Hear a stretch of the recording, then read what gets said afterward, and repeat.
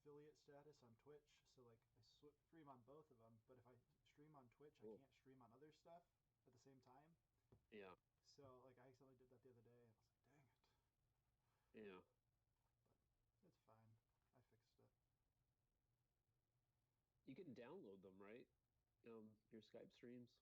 Yeah. We'll do.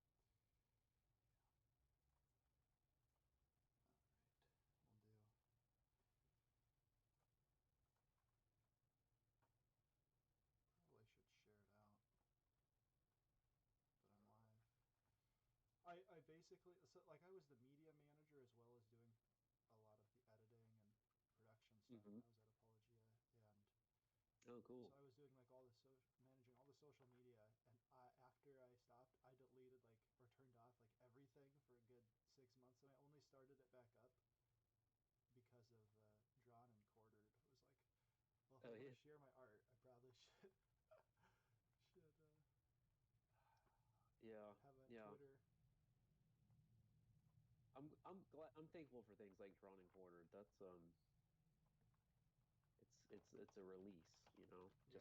Just we're actually hanging out and talking and drawing art. That's it.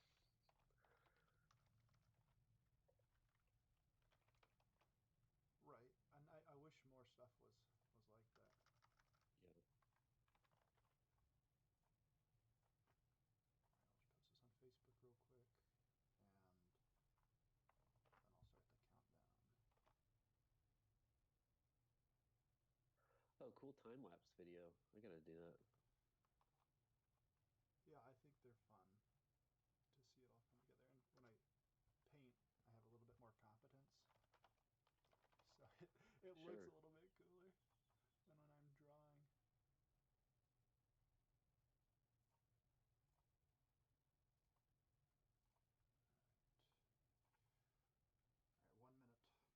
All right, 1 minute. Uh-huh.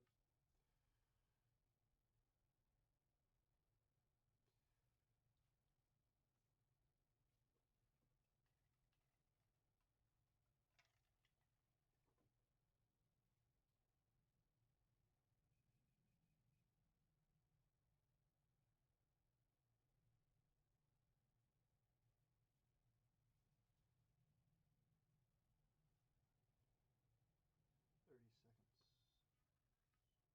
Cool. Ooh. Is that me? Yeah, I think so. Oh, sorry. It's all good.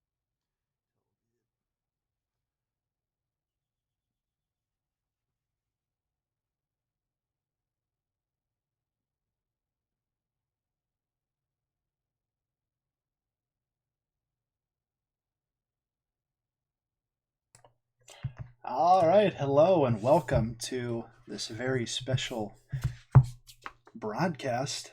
I am, of course, Daniel Schultz. I'm always here to entertain you and to spout a bunch of nonsense. But today I have someone else to spout some nonsense, and hopefully uh, some stuff that isn't nonsense. This is Matt Crotts, the creator of Kyrie, which is a book I reviewed this last week, if you saw it, and have talked about in various streams. So, Yeah. Matt, how are you doing today? Doing all right. Thanks for the opportunity to hang out with you. This will be fun. Yeah, it was exciting. So I first encountered you on Doug TenNaples' Doug show on his YouTube channel, and I was just watching it. I thought, oh, this guy's kind of cool. He says some interesting stuff every once in a while. And then Doug's like, oh, this is the Calvinist. And I thought, what? Calvinism? Isn't that's crazy, right? Like, what's that all about? What's Calvinism? Yeah. Well, if you took Doug's definition, it'd be pretty nasty, I guess. Right? Yeah. Unless he's except for like so. Disclosure: I'm a Calvinist too, as you know, but the audience might not. It is funny. I love when Doug talks about Calvinism because he says something that I think is hilarious. He says uh, they have the Bible on their side, basically like, well, that's what the Bible teaches, or like if I was just, it's like, oh, so you're just letting your philosophy determine your theology. We're not gonna. Oh my gosh, has he said that? That's He amazing. said something like basically like that's the best argument they've got is the biblical argument, and I'm like, shouldn't that be the one that matters, there, Doug? So uh, that's always fun to hear him say. So that's where I encountered you first, and obviously you are a comic book creator. You have created something that is pretty neat, and I'm going to bring it up here on the screen, so it's covering your face right now. But it's Kyrie, and it is a pretty cool comic, I think. Thanks a lot. Yeah, it's fun to I don't know, explore a lot of different topics like history. So it's called Kyrie, but that's not just me signaling that I'm a Christian or something. It's Yeah, also I it's was going to also ask about that because so Kyrie is it means Lord, which obviously can refer to God, Kyrios, or it could refer to some sort of earthly lord. So I was going to ask you about the title. yeah. So it's basically all the oh, sorry, computer's being weird. Basically, there's a lot of characters, and they all have a lord. uh, and it's about competing definitions of who should be lord. So Mm, there's master and slave imagery. You've got yeah. Marcus, who starts out in chains and actually keeps those chains. He breaks those shackles, but he keeps the cuffs on the entire story. There's another character who has to get a soldier by the end of this book, that book one, who remains tied up, and he's going to be tied up for much of it. And there's all this tension about like how do we live? We live in a society, and everyone's constantly trying to enslave or be the lord over the other, and and and ultimately we're all trying to. One of the themes is death, and how do you the ultimate masters of our lives, the final enemies, like death. Um, who who who is lord over that? How can that be overcome? What can we do to wrestle and tackle that? I guess so. All of them have death in their past that they're trying to run away from, and they're all um, broken in different ways, trying to run away from something that can't be run away from. Those ultimate lords, they can't be escaped, but they're trying. So that's my weird poetic way of saying what probably most every writer is trying to do. Give their characters flaws that motivate their desires, but push them away from their need for reconciliation, for resolution, and resolving their problems.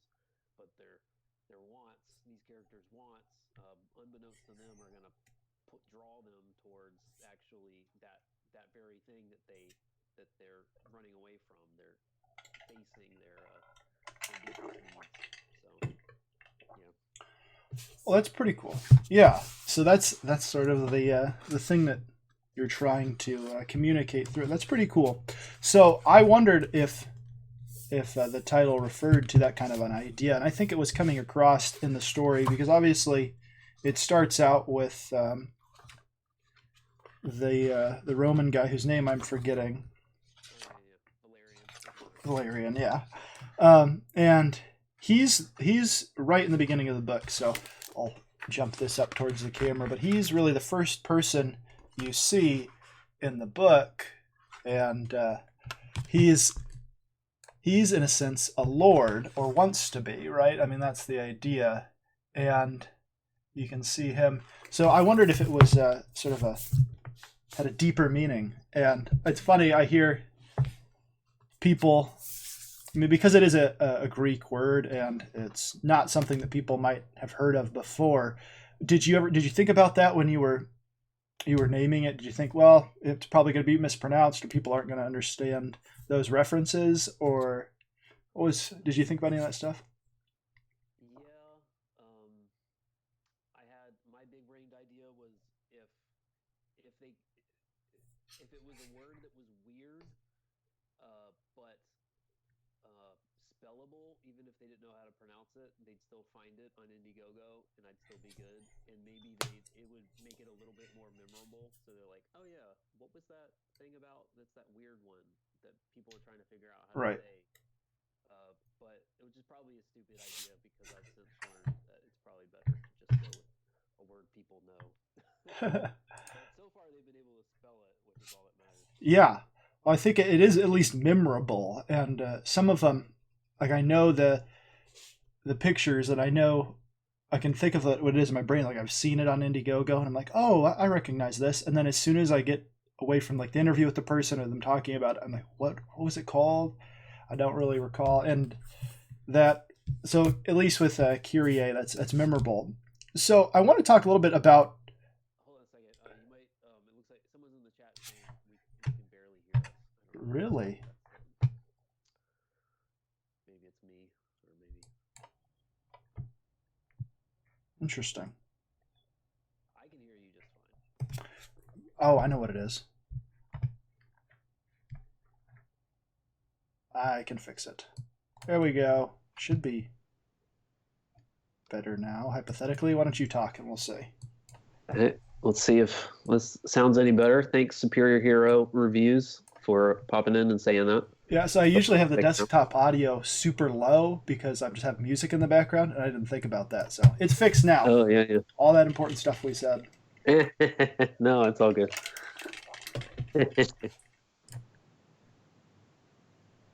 Cool. Yeah. All right. So now I've got that up. I'm actually looking at the chat. But thank you for letting us know. Hopefully it is fixed now. Put that there. So I wanted to talk a little bit about your the inspiration for this story. Like, what made you want to tell a story in this time period and just this style of story? Because it's not something you usually see in comic books. You don't, at least in the independent stuff that is really popular right now. It's not exactly.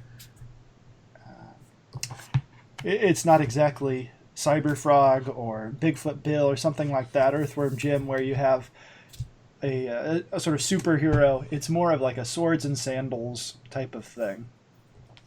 So what made you want to choose that genre to explore in?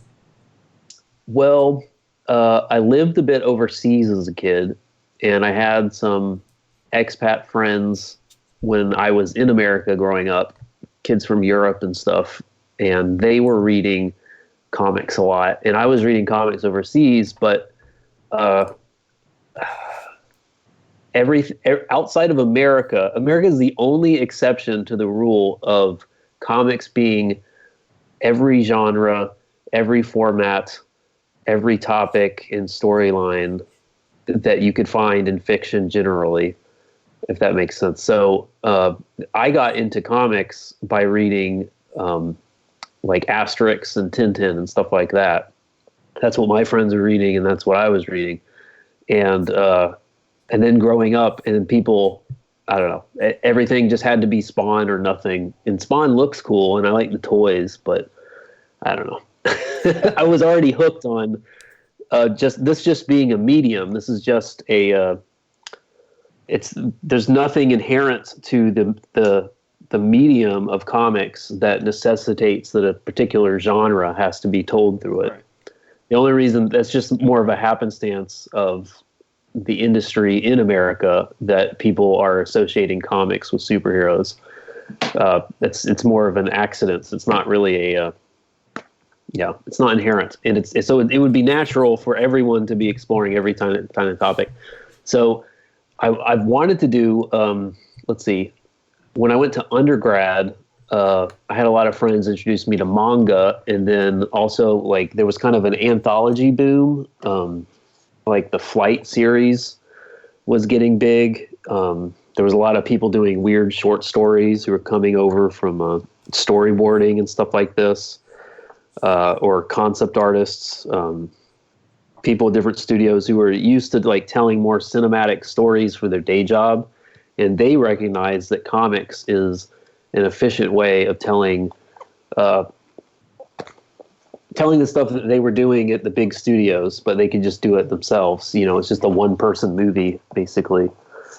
And that's when the light bulb really clicked on for me, because then by that point as an adult, I'm realizing I really want to tell stories. I want to be part of, like, at that time I was trying to be a concept artist for film, but I was realizing, like, you can do all those things that you like in film or in visual storytelling, but you can do it in this medium that's a lot more efficient to produce. Yeah, so that was a reminder that you could just do anything. Yeah. And indie comics is always like web comics, indie comics, and indie, by indie I guess I just mean like DIY stuff. Not even just like Image and Dark Horse and stuff, but just, you know, people with an idea, and then they find an audience and they make a book for them. It's always been very diverse, subject wise. So that was that. And then, like, the third century of all places, I started thinking about this around 2013, 14, 15, when I've always been a history nut, and this is the everyone talks about the decline and fall of the Roman Empire, right? And this is the high point. This is right smack in the middle of the decline part, classically defined. And at the same time, in America, we were talking about we were talking about recessions. We were talking about devaluing the currency, which happened at this time in the Roman Empire. We're talking about tensions in the Middle East between powers that people were getting at. Rome was getting too embroiled in Middle Eastern affairs, and there was a religion that was Middle Eastern that people weren't quite sure. Talking about the third century, of course. Talking about Christianity, there was a weird Middle Eastern religion where people weren't sure if it was if you had a dual loyalty, if you could actually be a citizen of the empire and also be from this religion. If it was inherently seditious. They were doing weird things at midnight. They were meeting in cemeteries. They were drinking blood and eating flesh. It was kind of a weird cult, and maybe they need to be. Maybe we need more of a public display of whether or not they're with us or against us, kind of thing, because they're undermining. We as Romans, we as the Roman elites, we understand that power is kind of slipping away. We're in this long decline phase, and we need to kind of help consolidate a sense of civic spirit again. And maybe we need to find people in our midst who are symbolic of where we don't want to go, I guess, where innovations, what innovations we don't want to explore. Anyway, like, that sort of thing sounded really interesting to me, because it almost kind of triggers me thinking about it from that perspective. But I liked that. That sounds like a hard thing for me to want to tell. Like almost building an analog between some of the tensions that you see in talking about Islam politically in the West and Christianity in the third century.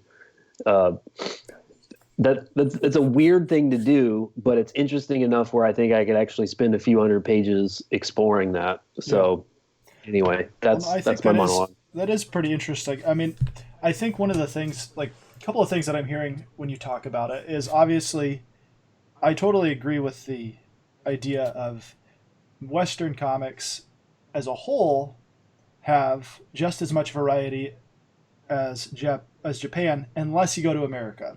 And then you're looking at this industry that's been dominated for many years, since Superman, and then especially since the Marvel, Marvel took over. You have this industry dominated by the idea of superheroes, and everything else was sort of relegated to second tier or third tier.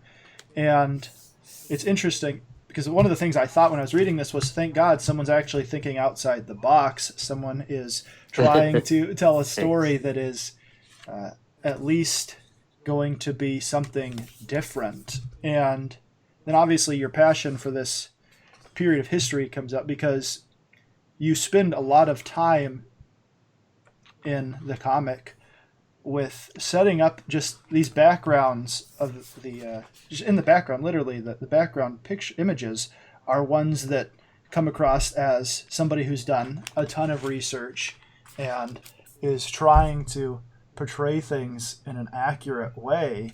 So obviously your love of history comes through quite a bit. So I think I heard you Thanks. say on an interview recently that you had considered getting a history degree at one point, Yeah. but that you wisely chose not to. So have you always loved history, or is that something that's more new? It's weird. Like, I didn't care about history at all until I was getting reformed in college, dating my wife, and that kind of made me think about, uh, I guess, how to phrase it. If something, I guess, like noticing there isn't just uh, truth for me in this moment of my life, and then I'm cherry picking from the past to support it.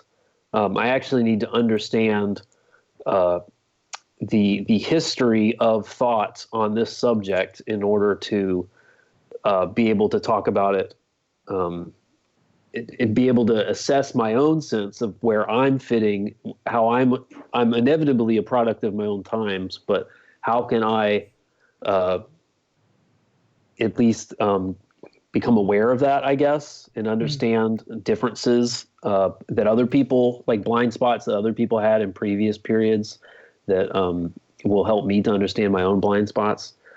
Crazy cat. I hope that kind of makes sense. So, like, yeah, generally understanding how to contextualize the right. history of different topics that I'm starting to think of more seriously in my early to mid 20s, helped me. And I suppose just kind of being depressed about art school and finding that the standard kind of I guess when you go to art school, and I got like a bachelor's of fine arts in illustration, and the typical sort of thing that they give you is your art, the degree, the skills oftentimes are secondary, but the identity is primary, if that kind of makes sense. Like, you go to be an artist, you don't go necessarily to get a job in art. A lot of these kids don't get jobs in art, but they are artists, if that makes Right. sense. So it's you'll pay any price, and a lot of these kids are paying 200 grand before it's done to be an artist, because everyone needs an identity. And I honestly had a lot of my identity wrapped up in art. So I think kind of I needed like there was like a death period where I was like pretty bummed out with this realization that I just kind of had idolized this idea of once I get a job in art, like, I'm just going to be happy all the time Yeah. because I'll made it as an artist and my identity will be affirmed. And I got a day job in art, and my identity didn't feel any more affirmed than it was before. Surprise, surprise. So I guess, like, looking at the past a lot helped me to avoid my present, and then eventually to reconcile, to deal with my present and kind of work through my problems and grow up and become more of a man that is comfortable having a day job and not drawing my identity from it. There's a lot of weird stuff like that, but it also helped me to kind of bifurcate, which was nice, to think like, okay, God's will, normatively speaking, is that I look at my skill set and I say, how can I make money with this skill set ethically to provide for my family? That's unless there's some special circumstance that exempts me from that. I should just assume that's the will of Yeah. God, and I Right. don't need some weird pastor, which is what I was used to saying.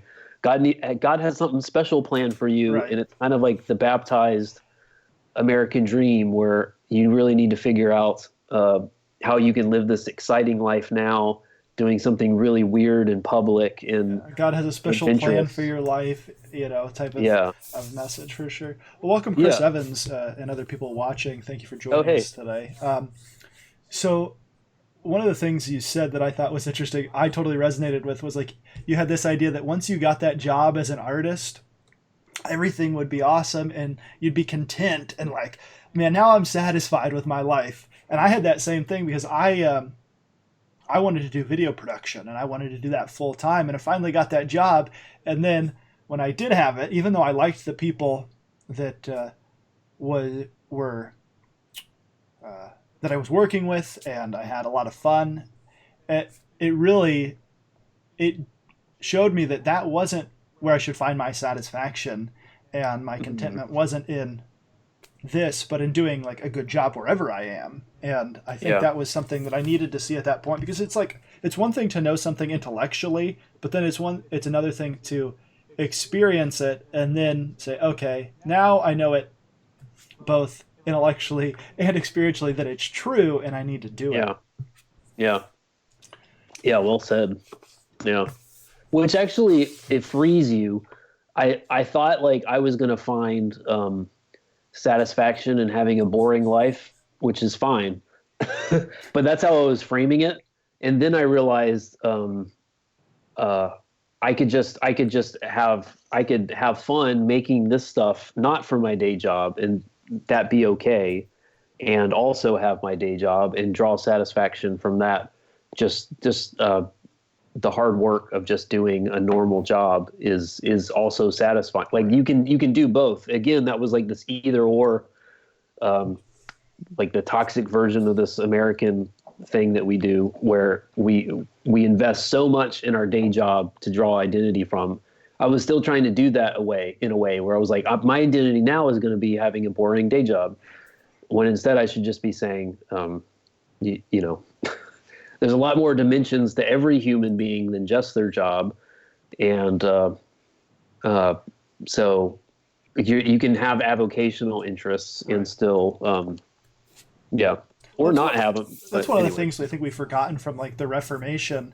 You think about Martin Luther and what the things that he said about honoring God in your vocation and it being just mm, as honoring to be a gardener or a brewer, doing that to the glory of God, than it is to yeah, be the pastor leading the congregation. And I think, especially in American mm, Christianity, we have this idea of, well, the pastor and those people working in the church, they're doing the real work. And me, like, I just have a job at at Starbucks, or I just have a job towing cars, or being a mechanic, and then they think, well, that's not yeah, as honoring to God. But one of the things that sort of I like to see in an artist is somebody doing something at the top of their game, or at least trying to, because it's the right thing to do, not necessarily to make money or to gain reputation or something, but just doing it because that's what they should do. They should want to put out a good product. And I think people mistake that for, they mistake the idea of popularity for success. hmm, I like that. That makes me want to, yeah, think about it some. That's a Right. good point. Yeah. I think, coming back to Kyrie here, Hmm.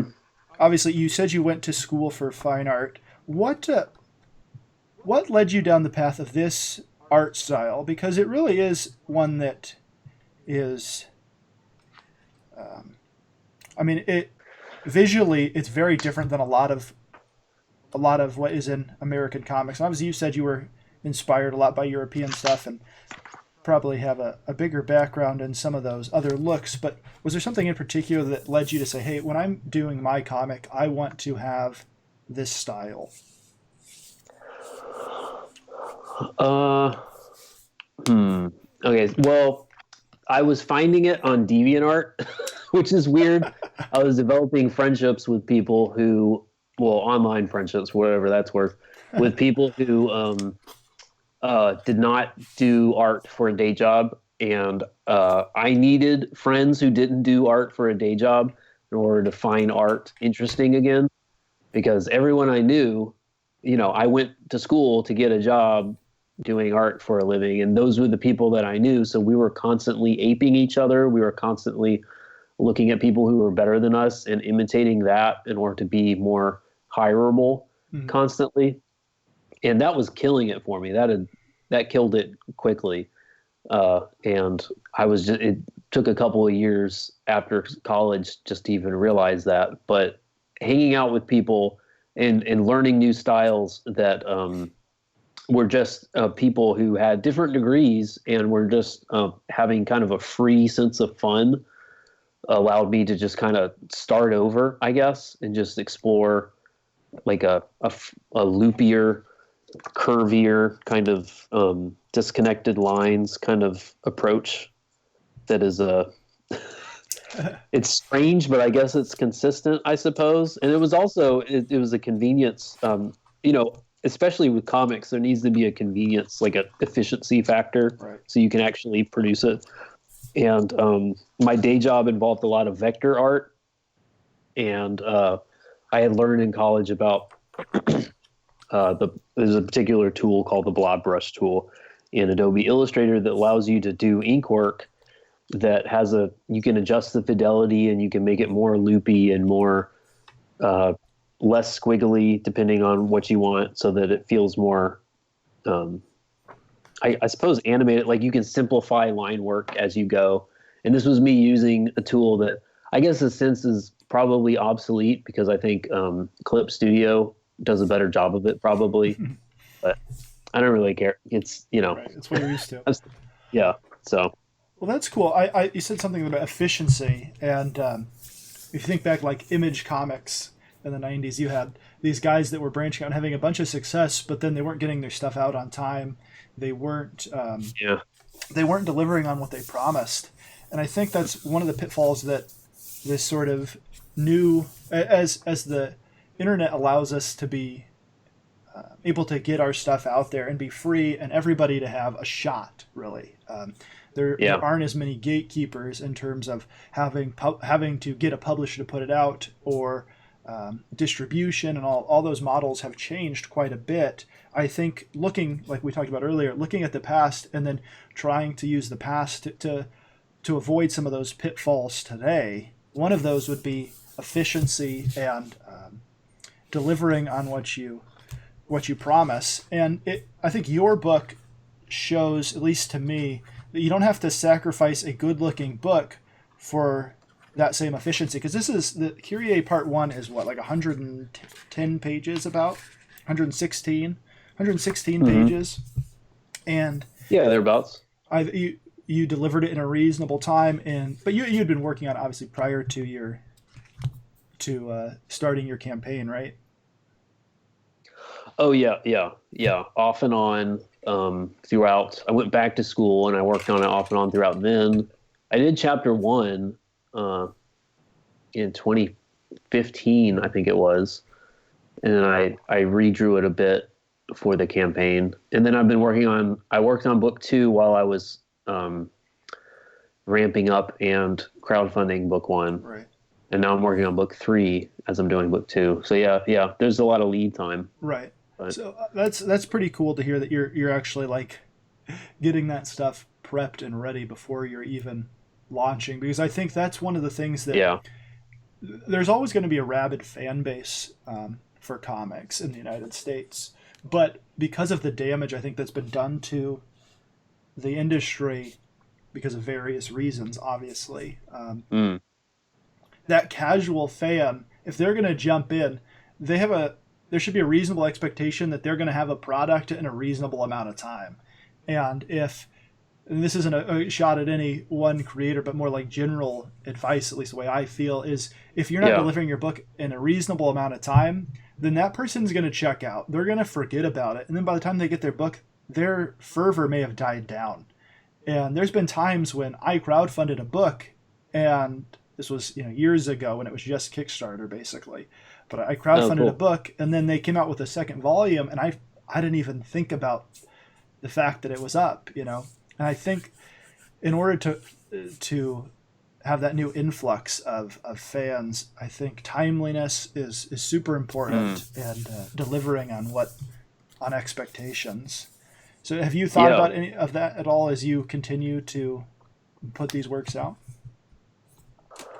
Yeah, I think especially given that I'm not very good because I do have a day job and I like it, and I'm not very good at doing like daily YouTube videos and stuff like this and investing in that. And I don't really philosophically agree that that's the best way to sell comics, I guess. I mean, it does sell comics, but in the long run, I feel like it's not the best way to main I don't know, pursue goals as being a comic artist. It's really you can sell a lot of comics, but your main goal is to be a YouTuber Right. if you're making YouTube videos all the time, which is fine, which is fine. And honestly, I think that philosophically that does kind of make sense why you would want a long lead. A, it could be a year or two build up on when this thing actually comes out because that makes sense business wise if your thing is if your main product is your YouTube content and the secondary product is this highly anticipated comic that is slowly getting put together, but you feel confident it's going to be worth the wait. But really, you're there for the YouTube content. If that kind of makes sense, you know what I mean? Right.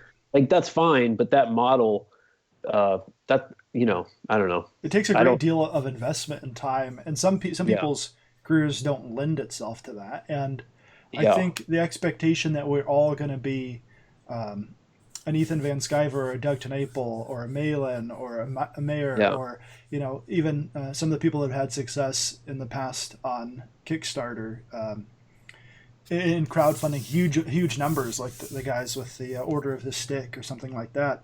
These are yeah, people that have a following before they even got to the point where they're at now. And I see a yeah, lot of YouTubers or people with interest in making a comic, and they're developing their YouTube channel or they're trying to go out there and make a name for themselves. And the approach I wonder if their approach is going to gain traction, because I think there's a limited amount of time for people to watch videos in one day. When everybody is competing for that yeah. same market share, um, Hmm. it, it it seems to me like people should be thinking, okay, where can I find an audience outside of just this little community? Because there's a cap on Yeah, that. There really is. There'll always be people coming in, but there'll always be attrition, people going out. One thing I realized working in social media management and video production yeah, was that the back door is often just as big as the front door. So while subscriber mm, bases may be growing, views are not, because you have just as many people going out as were coming in. Eventually, people get tired of the same content, and you're always going to have those yeah, dedicated fans that watch everything. But at some point, you have to gain a new influx, and I think that's something for people to consider as they might be trying to put out their own book. Is where can I where can I find an audience that's not just in this small community? yeah, yeah. Oh, it totally. And there's the business principle of uh, there's an industry standard something, and am I going to spend like if I'm going to turn off the highway on a trip and buy a hamburger, uh, even if I might as well go to McDonald's in a way rather than something that I've never seen before Mm-hmm. or rarely been to or don't have a firm sense of what my expectation can be for what the product is, what the value is going to be for my dollar, if that kind of makes sense. And so I think if you only have a couple hours a day or even a few hours a day to watch YouTube content, it's still not enough to catch everything. So you're going to watch the people who are more famous, if that kind of makes sense. Right. You're going to watch the people who everyone understands what the value of that watch time is going to be because it's well known, and you're going to spend a lot less time watching people who no one else like you see it at conventions all the time.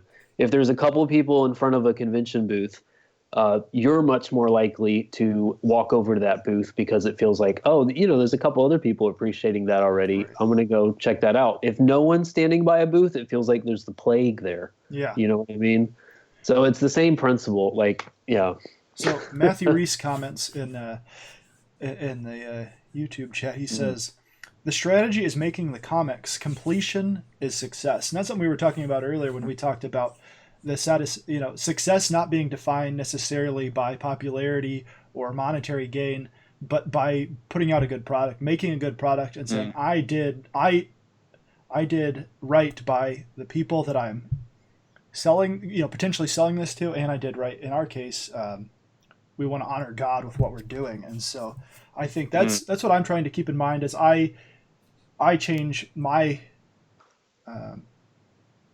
as I work towards putting out a book, because that's my ultimate goal, is I want to put out a book myself. But I also didn't draw from about 2009 till just this last year. I had only pretty much painted. Oh, cool. And so for me, like getting back into sketching and like trying to improve my drawing skills has been really my goal for this last year, is just getting to that point. Nice. So, good morning, Sharon. Welcome. So, what can we expect in terms of ramping up of the story? Because at the end of Kyrie 1, obviously you've got this pretty interesting phone cord. I mean, computer cord. Sorry. It's all right. You've got this pretty interesting concept. I don't want to spoil it for people that may not have picked up book 1. Definitely they should go on Indiegogo, or if they prefer Kickstarter, it's up there as well. They can go up on Indiegogo and get book 1 and 2. But is the story going to ramp up in terms of scale and scope? Is it going to be the epic tale that we're sort of promised? Yeah, I wanted to, I guess, I wanted to get the characters, a feel for the characters down first, in a sense of the latitude in which supernatural happenings could take place within the story. I wanted to fix those outer edges first for people, and then I wanted to actually move things through, kind of run down the trail of actually crossing this entire the whole map that you see. And it's going to take 4 books to do it, but we're gonna cross a decent amount of it just in book 2. So yeah, there's going to be a lot more action. There's a lot more the weird stuff that you see at the end of book 1. You're going to get a much clearer sense of what's happening with that, but there's going to be more questions too. You're going to have a better sense of the motivations of the villain, or the antagonist, Valerian, and his son Gallienus. What happened to him is going to be explained, why he was acting weird and how he got healed. But yeah, it's all part of the MacGuffin for the real motivation. Even that is going to be backstory for what they're currently trying to do, which is trying to solve this whole problem of lords and the final enemy, death, and which lord has who among us can actually harness that power, who can actually carry the ring and bring it to Mordor. Is anyone capable of that? Right. So that's what we're going to be exploring. So that's pretty cool, and it sounds super epic. And as we're talking, I was scrolling through the Indiegogo and showing off some of the art. And one of the things that popped out to me as I looked through, read book 1, and as I'm looking at some of these preview images for book 2, is the color palette. You've got this really, you've made some interesting color choices. What's that all about? Is that why do the blue and the red and have so much of that unique looking stuff? Is that just the stylistic choice, or is there something deeper beyond that? You brought that up in the review, it made me think about things that I still haven't. I need to figure out how to articulate. But I guess the quick answer is, I like it when people understand colors in terms, not in terms of their local value, but in terms of what sort of the mood value you're trying to bring. Right. And a lot of that is told in terms of warms and cools relative to each other. So trying to, a lot of times, especially when, like most, one of the other idiosyncrasies of the American comics industry that's different from everywhere else, except some manga, is spot blacks. And I'm not used to spot blacks, and I tried spot blacks for this, and I'm glad I didn't go with it. Because I like the more lean clair Belgian style of like, just draw the line work and just let the colors tell the story. Right. So if someone wants to get an idea of more of the style, then they would look up like Tintin, and they would see just lines. There's not a lot of those deep blacks. So so the colors are a big part of telling the story, and this wouldn't be the same thing with no color. Obviously, this would be your book would be very different, and it's really designed for color. Yeah, and even it's I think that color is so important environmentally that you can tell without words that the time has changed. We're at a different period of the day. You can say indoor versus exterior setting. You can say people have been transitioning from they're traveling through a particular scene, but now they've reached a real destination point that was drawing them because they're seeing little bits of red, but now the whole room is full of red. So that tells you they've arrived at their destination, if that kind of makes sense. You can tell all those things through color, right? And it doesn't have to be through literal the objects in the scene. And I think the eye really picks up on that a lot more effectively than trying to just have the line work carry direction and mood and stuff like that. I think color is really it's the most efficient way to do that. So I like that sort of thing. And at the time, I was watching a lot of Steven Universe and all this weird stuff. They were doing really weird, wacky colors. So I was kind of studying that too. So that's part of it. So I think Matthew Reese says in the comments, Matt's colors, speaking of you, are second only to Alexopoulos for style. So that's George Alexopoulos. And I think the advantage that you two have, so I saw an image from George this morning that was out of context. They didn't mention his name. And I saw it and I was like, man, that looks just like George. And then it turned out to be something he had drawn. And I was like, well, that says it right there.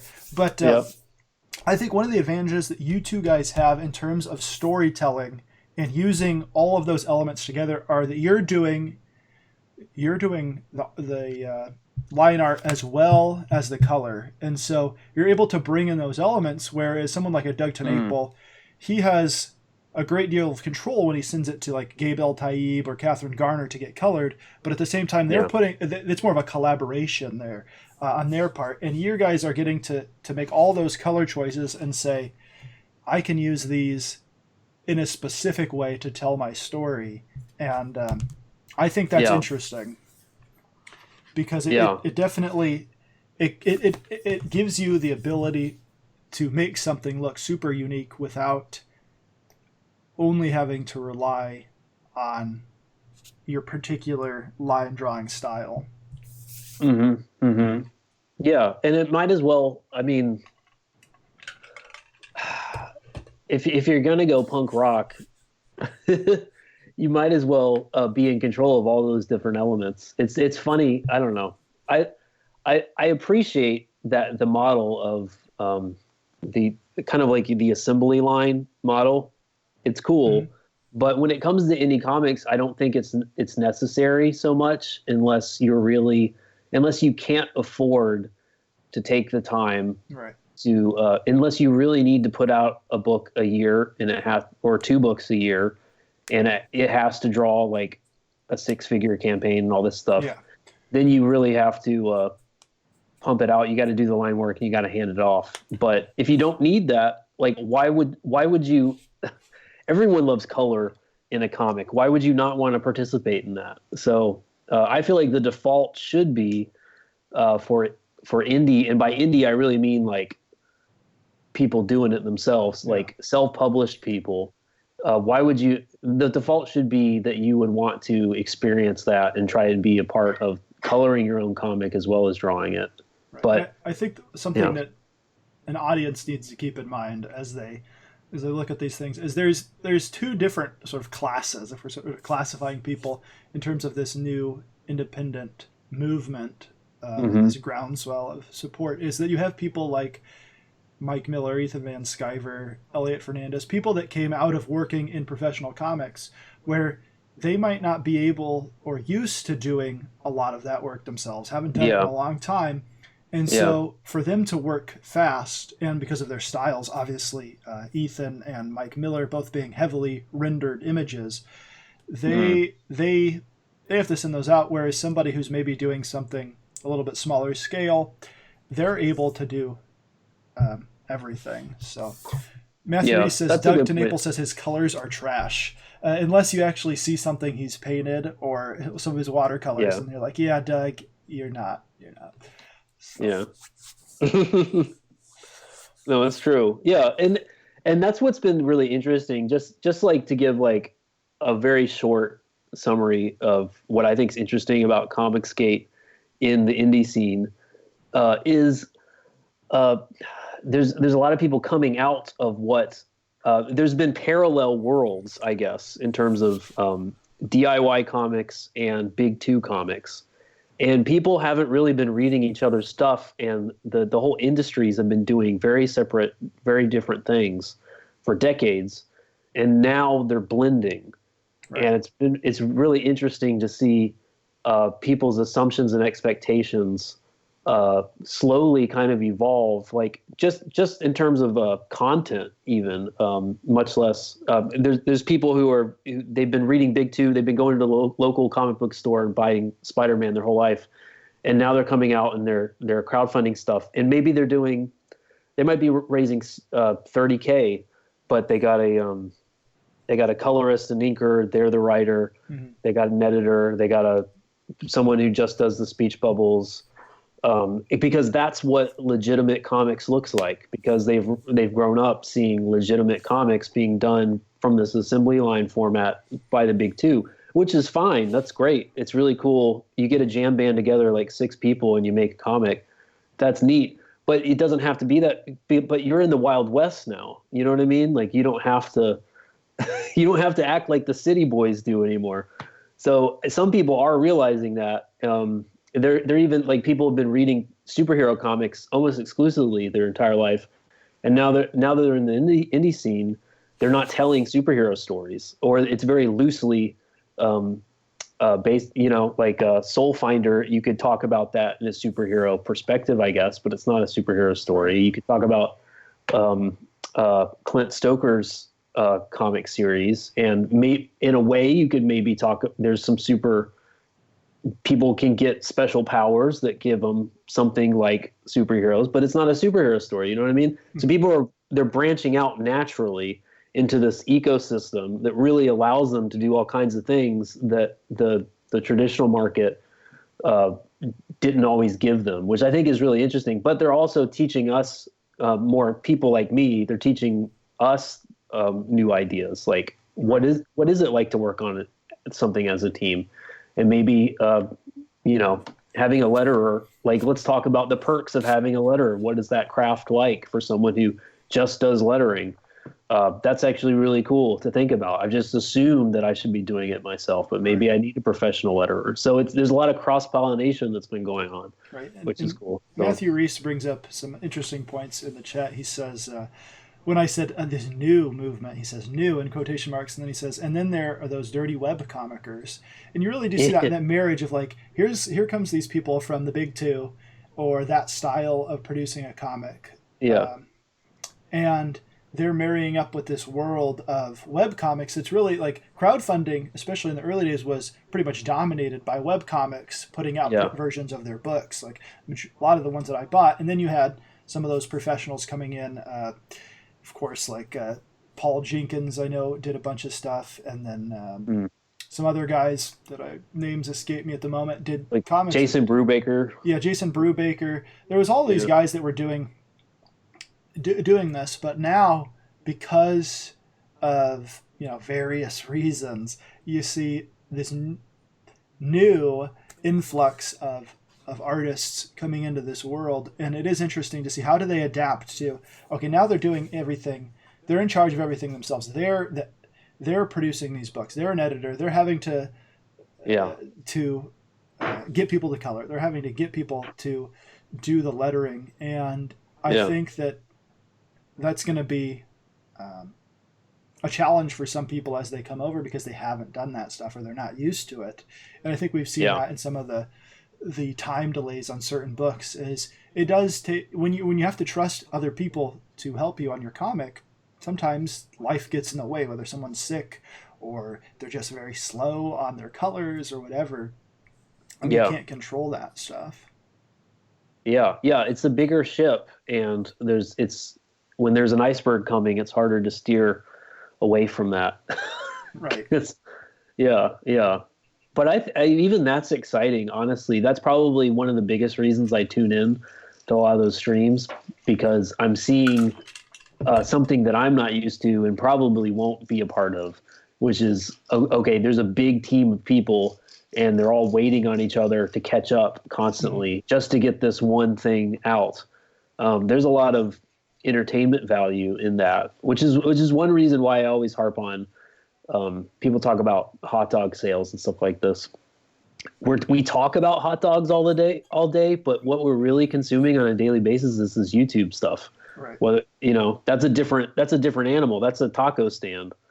But we talk about hot dogs all day, and that's really exciting. And then eventually I get a hot dog, but I got the enjoyment of talking about that hot dog for a year. So maybe it's, you know what I mean? Like, people kind of miss out on the fact that we're all in this consuming social media content, and there really is a value in that and a satisfaction. And I'm learning. I wouldn't be able to have crowdfunded if I wasn't intentionally consuming that particular content. If I was just buying people's comics, I wouldn't know how to crowdfund. But if I'm watching streams of people going through the trenches and talking about their mistakes live, and I'm seeing it play out in real time, I actually get to learn how to make a crowdfunded comic, which is something, you know what I mean? So that's invaluable. That's something I couldn't learn without YouTube. So that's my pitch. Everything's still cool. Some people might dislike each other, but it's still that will never go away. And at the end of the day, I think the real division, and I think even Matt Reese agrees with me on this. I think the real the two sides, if there are sides, and I don't really care about sides, the people that I'm hanging out with are people that are interested in producing comics and putting them out high quality, on time, exceeding expectations, good value for your money. And there are people doing that from every particular tribe in background, that are putting out amazing stuff. So long as we if we keep our eyes on that prize, everyone's going to continue to succeed. And honestly, the backers and the customers are going to win each and every time, because the stuff's just going to keep getting better. It's going to keep coming out on time or early. It's going to be even better value for your money. The stories are going to keep getting better. The art's going to keep getting better. People are going to figure out shortcuts. They're actually going to make things come out better than you had anticipated, if that kind of makes sense, But we just all have to keep eyes on the prize of producing cool stuff. And by cool stuff, I mean comics, not necessarily drama videos. Yeah. So. Well, I think if everything is driven towards the comics, and this is something I've been thinking about lately, as there's been talk about the necessity for people to have YouTube channels and to grow, is that there are some people, especially in the art world, who are very introverted, and they're just not good at building a following based on their personalities. They express themselves through their artwork and not necessarily through making jokes or or videos or what have you. And I've seen a lot of good artists who are unable to do that. And I mean, Yeah, I don't it's have the tough. solution, but there has to be some way where the classic sense of crowdfunding didn't require that. And I wonder the what happened to the industry that now crowdfunding requires some sort Yeah, of media presence in order to get it out there, because people took a lot more chances back in the day, I feel like, and now they're not they're not willing it's to. a Or maybe great point. my perception is wrong. It could be, but No, I think you're right on track. Um, the only thing I can think of, I was talking to Narwhal about this yesterday, like um, whether it's broken or not, I'm not sure, but I think uh, because of just what the internet is capable of now as opposed to 10 years ago, uh, human beings, we're still just as human as we were 10 years ago. We've gravitated towards uh, a more human presence focused media um, interaction than less. We 10 years ago, the best thing you could do was click on someone's Kickstarter video and see them go, "Hi, my name is Matt Crotts," and then some heavily edited, right, shortcut kind of thing that you get a sense of like a polished feel for who they are, and that was the most you were going to get. So you backed on that reason because that was the most human interaction version of getting to know them that you could, short of like meeting them at a con or something. But now the most human way you can get to know them is they're probably trying to get their name out on live streams if they're smart, and they're trying to get to they're just having unedited uh, live conversations with you, and in the chat they're interacting with you personally. They're actually answering questions. You as the reader and the person in the chat are actually contributing to their ideas and stuff like this. And that is a lot. That's a much higher human engagement than we used to have 10 years ago. So people are just absolutely obsessed with that. And I think it's healthy because it just means uh, we still care about human beings, I guess, if that makes yeah, sense. We're always going to be attracted to various things. Like maybe we're just attracted to people who are just, um, S posting all day or something. But at least it's human. At least it's still like human beings acting human.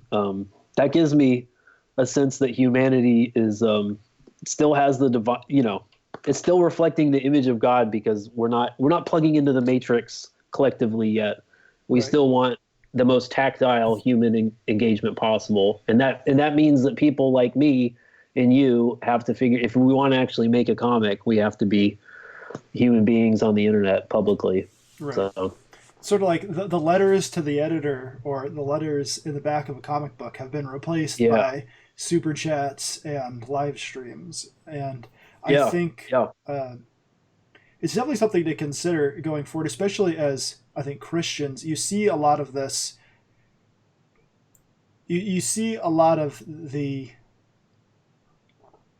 way that some support is drummed up may not be something that's conducive with certain ethical positions. Do you hmm, think that there is a place for the person who is like a Gary Shipman, who is just like a sweet, yeah, nice guy who sits there and draws and listens to his chat on a robot thing so he can interact with it, because otherwise he'll forget to look at the chat. Like, I love Gary, but yeah, yeah, he is yeah, the worst YouTuber, I think, in the history of the world. yeah, yeah. Do you think that Well, there's a place for those type of people, that introverted guy, or the someone who isn't going to, like, Gary doesn't talk bad about anyone really, he just minds his own business. Do you think there's a place yeah. for that kind of a person to make it? Well, I think I used to think no, and then I realized Gary Shipman is succeeding, and it's because people are defined. Um, we're maybe we're thinking too atomistically Mm-hmm. about these people's personalities. He's actually being helped by being defined in the context of the people that he does hang out with, who do have a better media presence, who are more interesting, I guess, to watch. He's got his Mike Miller and his Edwin Boyette, who people do enjoy, and they can help sell not just his book, but sell him, you know, Right. and just listening to Gary Shipman hang out on it last night's the auction thing Mm. with other people interacting with him gives him more dimensionality than he can actually Yeah. produce just hanging out. I remember there was something. This is like a C.S. Lewis thing where Charles Williams died of the Inklings, and I think it was Tolkien that thought that he'd get more Lewis now that he wasn't hanging out with Williams as much. And then he found out he got less of Lewis because there was something about Williams that brought out a particular dimension of Lewis that now will be lost because he'd passed away, and now he only got the Lewis that engaged with Tolkien when Tolkien was talking Right. with Lewis, if that kind of makes sense. And so I guess like the more people interact, which is still encouraging in a way, the more we actually engage in community and be a part of things, the more people see different sides of ourselves that we're not able to actually do from solo streams. So I think Gary's being helped by that, and I think it's really encouraging in general just to see a lot of nice people like him, people like you like him. So that makes me like him because I'm like, well, you know, he can't be all that bad if all these nice people like him, you know. So Matt Reese says, and Gary has some super fans that carry lots of water for him, and he shares that love. Yeah, I think Gary endears himself to people because he is really like a funny guy when he tries to be, and he's really a sweet, nice guy. So like, yeah, the people that engage with him and spend a lot of time around him are willing to go out of their way to sort of spread the good news, the gospel of his comic books, you know, yeah. and. I certainly have done so in the last not to toot my own horn or anything, but I have tried to get eyes on that maybe wouldn't otherwise see it for Gary, and Yeah. sometimes I have pushed so that Gary would get a chance that maybe he didn't otherwise. Like everyone was telling him that like, oh, you need to have a Titan night on Drawn and Quartered. You should ask Mike. And he's like, oh, I don't know. He said something about it a while ago, but maybe he'll still do it. And so I was like, oh, he's never going to do it. So I immediately went on Twitter and said, hey, Mike, when's Titan Drawn and Quartered night? And I take credit for that. So. Oh, that's awesome. But that was a good night. It was a really fun night. Right. Yeah. And I think that fans should recognize that part of this crowdfunding is that crowd part. There is a sense in which people can have the live streams and there can be that engaged community that's checking in all the time, but not all of those people are backers. Ethan is getting tens of thousands of views and he's not getting tens of thousands of the same backers, right? So like there always has to be, on our part, we have to be going out there and sharing the books, sharing things with people that we think are going to be interested, and trying to get that word out, because if we want to see these people continue in their success, whichever people we like there's some books that I personally don't like because it's not my style, like Nasser Abadi does horror comics. I'm not into horror, so I'm not probably going to ever back any of those, but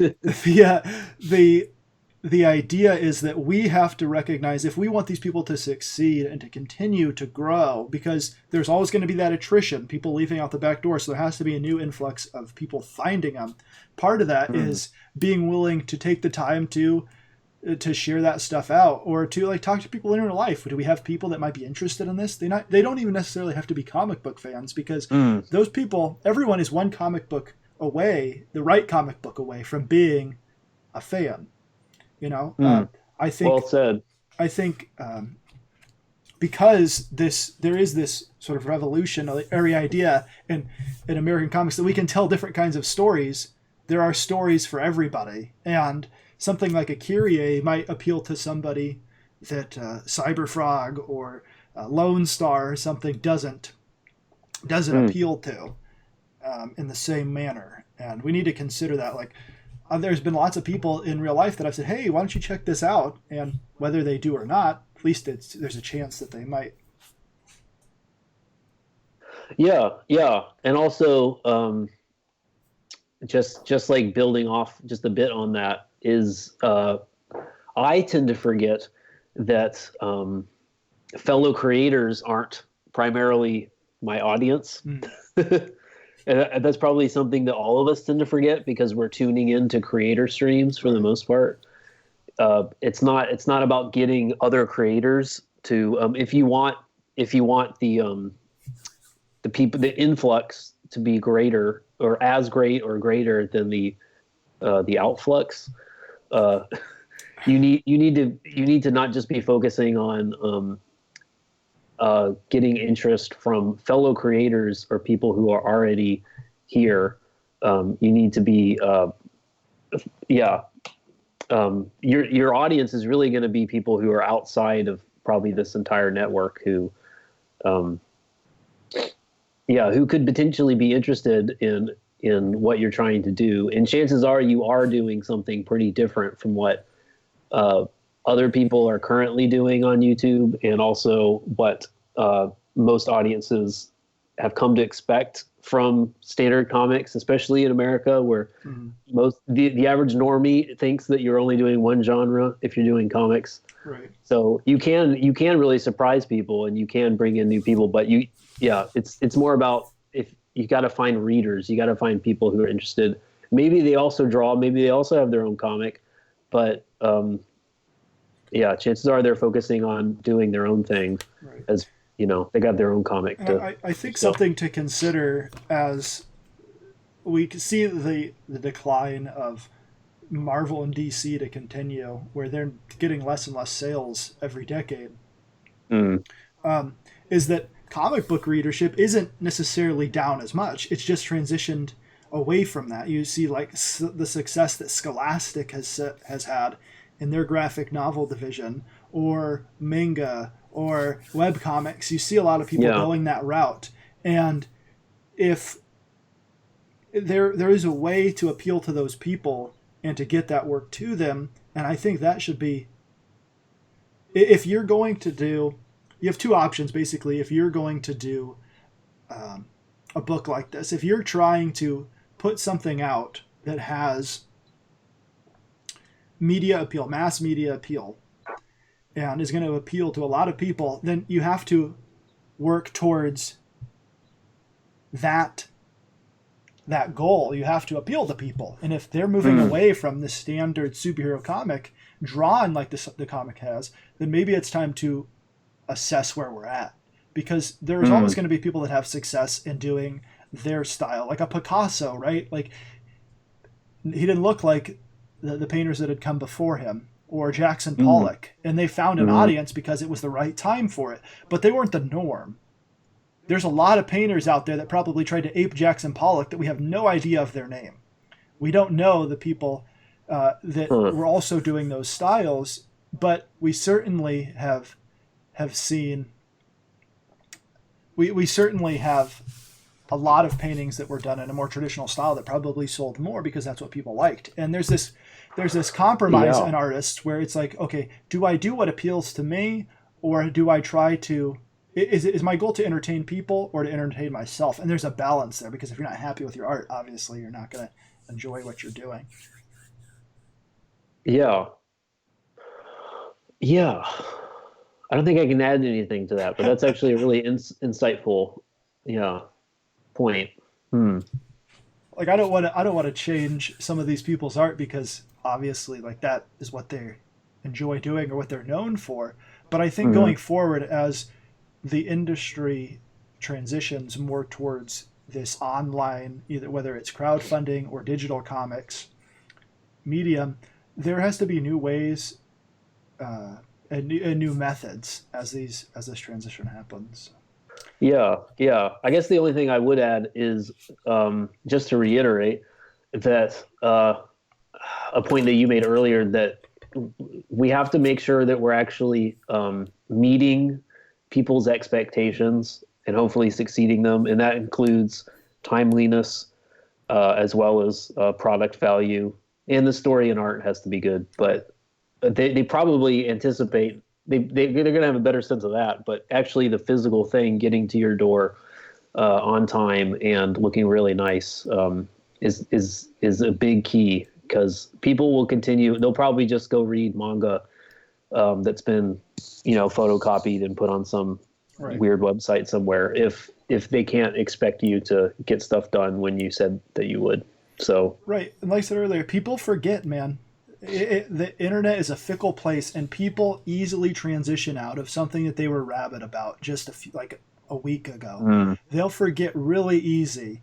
And to yeah, think that, well, because last time I had 1,000 backers, the next time I'm going to have at least 1,000 backers, and I'm going to grow them. Now, you're probably going to lose a big chunk of those backers because people are just going to forget that you had a book. They either don't keep things, they sell them that's to a fair. used store, or like they just put it on the shelf and they don't read it again, or they give it away, whatever the case may be, and they just don't even think about going forward. You're going to have a core base of fans, but a lot of those people are just going to forget to back. Like I've done it myself. So you're going to lose a percentage, and you have to keep finding a new way to put it in, and new audiences, because not everyone is willing to sit and watch a 3-hour live stream or to check in for a few minutes and feel engaged in the community and then leave. There's people that don't do that. They have other interests, but they might be interested in this stuff. And you have to find a way to market to them as well.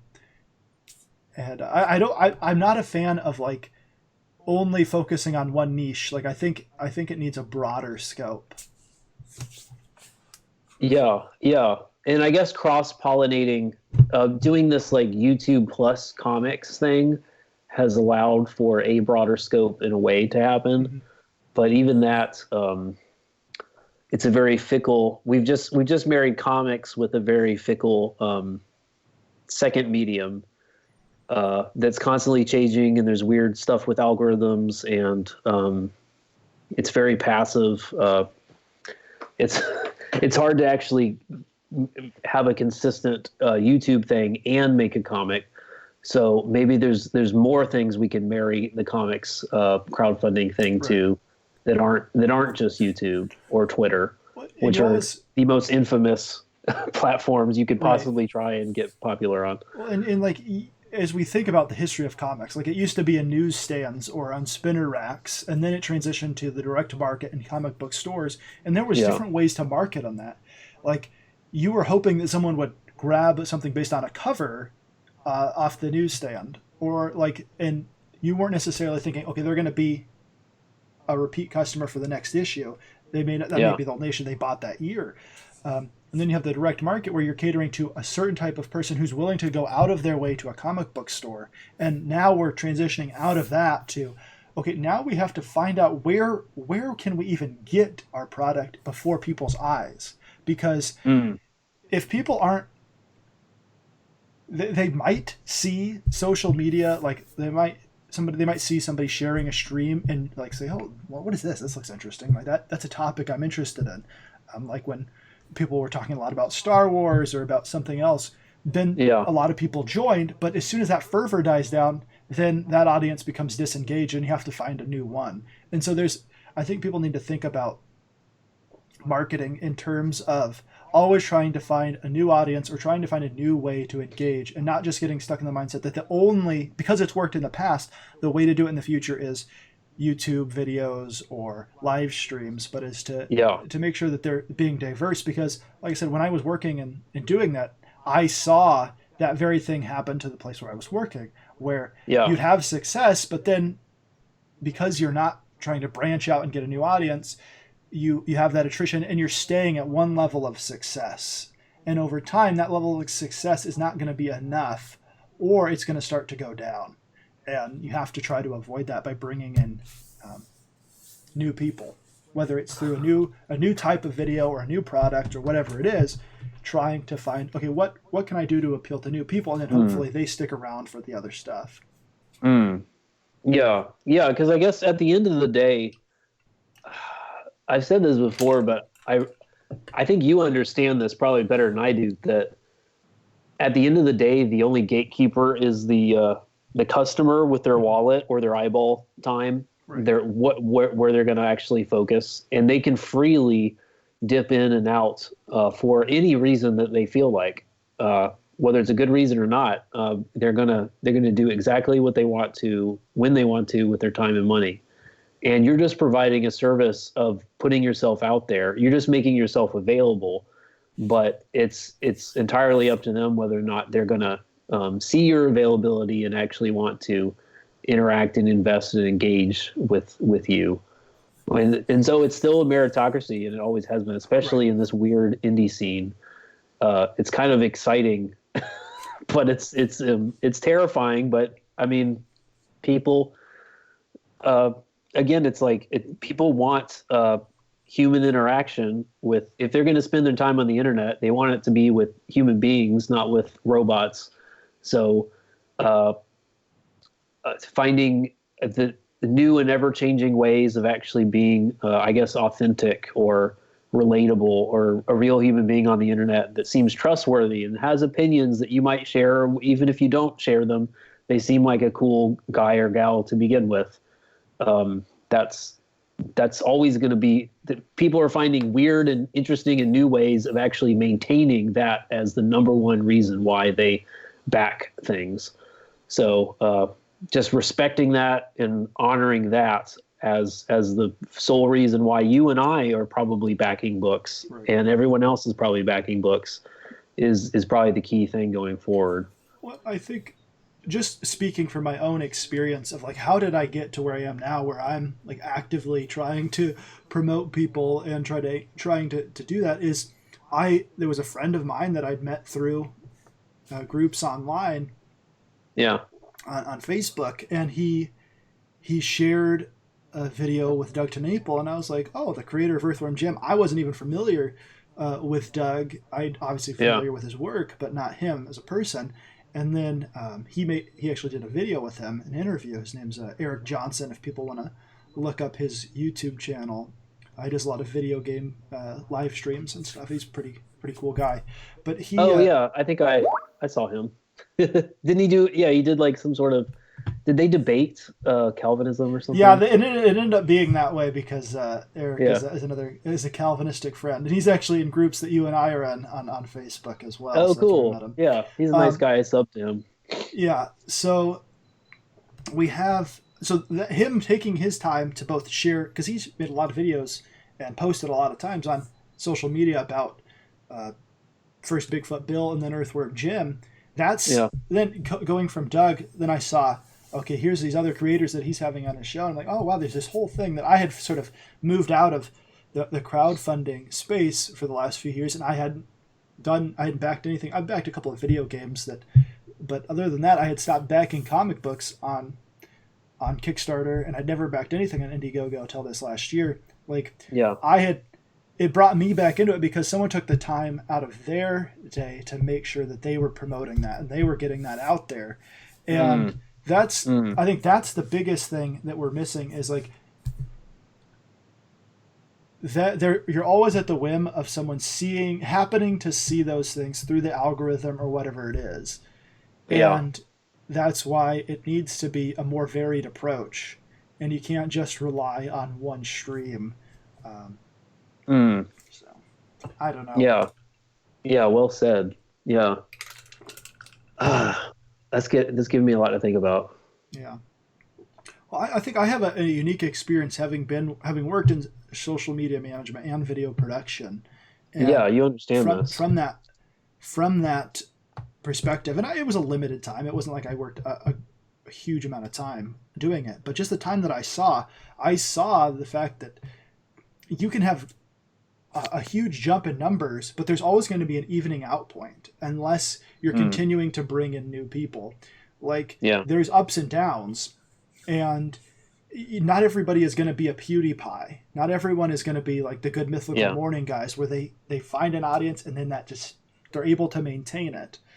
It doesn't always happen, especially on the internet, because like I said, the internet is a fickle place, and people jump from one thing to another so quickly that it's possible that the audience you had today is totally gone tomorrow and not even willing to look at it. And then if they don't look at it, even for a little bit of time, the way that the algorithm and the way that they're trying to sell you stuff on these platforms means that they're not going to push that content towards the front.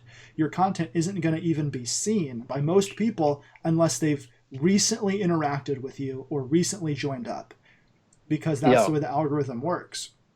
So it really behooves people, to use a fun word, to explore different ways of marketing. Hopefully we can keep finding it. It's like chasing the dragon with social media, because you think you have, or like, will o' the wisp, just like going throughout the woods, and you're chasing it saying, well, now I have this bright area because there's this light, but now it's gone. Now I have to find out where is everybody at? Is it on Twitter? Is it on YouTube? Is it on TikTok? Or whatever the big thing is in finding that audience. And it's not going to stay the same, because there's so much with technology. There's so much changeover in how people are consuming things. And you have people on like Webtoons that are getting, millions of views. People are reading this and just scrolling through this, and it's free. And so that's what you're competing with, is a company that views themselves as competing with Netflix. That's Webtoons' idea of who are they competing with. They're not competing with DC or Marvel. They're competing with Netflix. We want to take customers from Netflix. That's who your competition is, and it's free. You're just able to scroll through and look up comics and find the stuff that you're interested in. And that's the competition. The competition isn't necessarily other comic book creators on Indiegogo or Kickstarter who are crowdfunding their books. You have to think bigger than that. I'm competing with Netflix. I'm competing with Hulu. I'm competing with Webtoons. These people who are taking up an inordinate amount of time. And a lot of that content, if it's going towards a free model in comic books, if comic books and the way that people are consuming comics in general is not based on paying for it, then that's going to be their norm.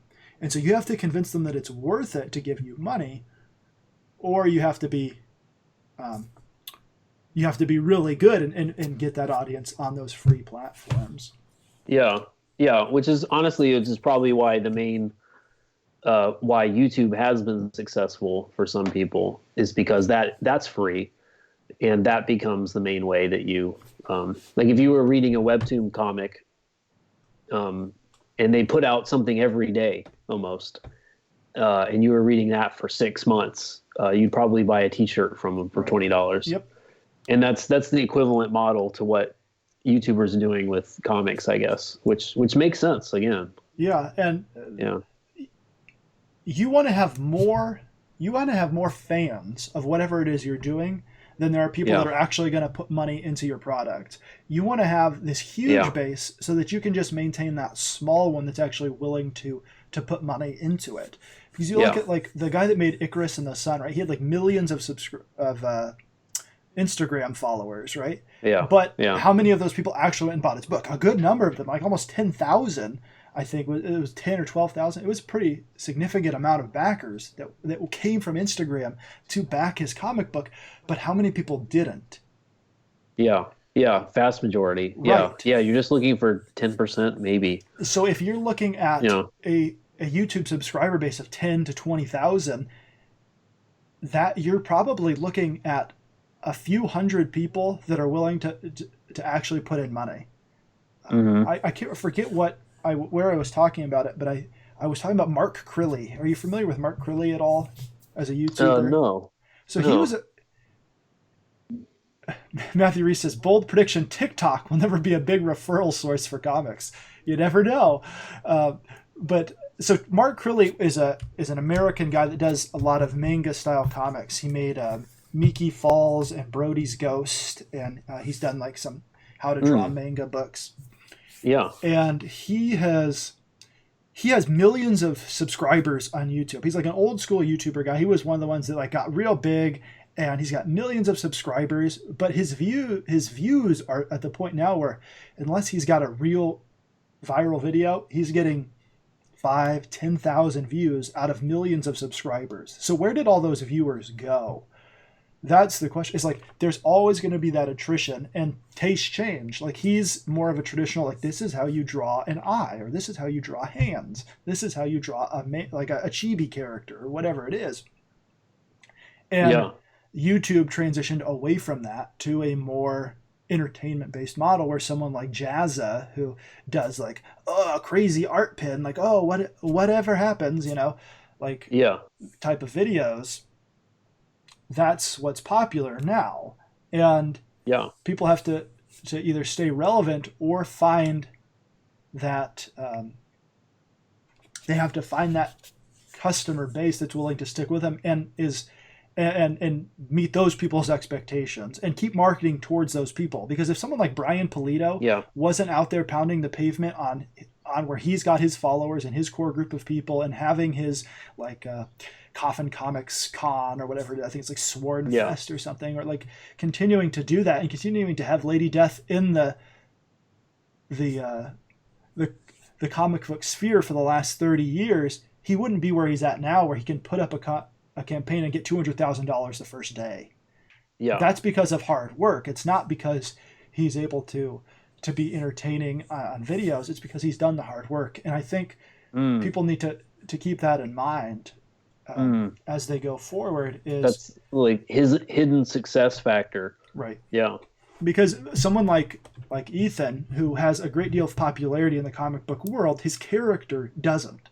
Cyberfrog was not in the cultural zeitgeist, if you will, for a number of years, and to bring it back, there's a resurrection period that needs to happen for him to continue to grow, to get to that level where he's having continued success, I think. Yeah. Yeah. Those are great points. Yeah. Yeah. Yeah. I need to be thinking more about that. So I think I have to go. Okay.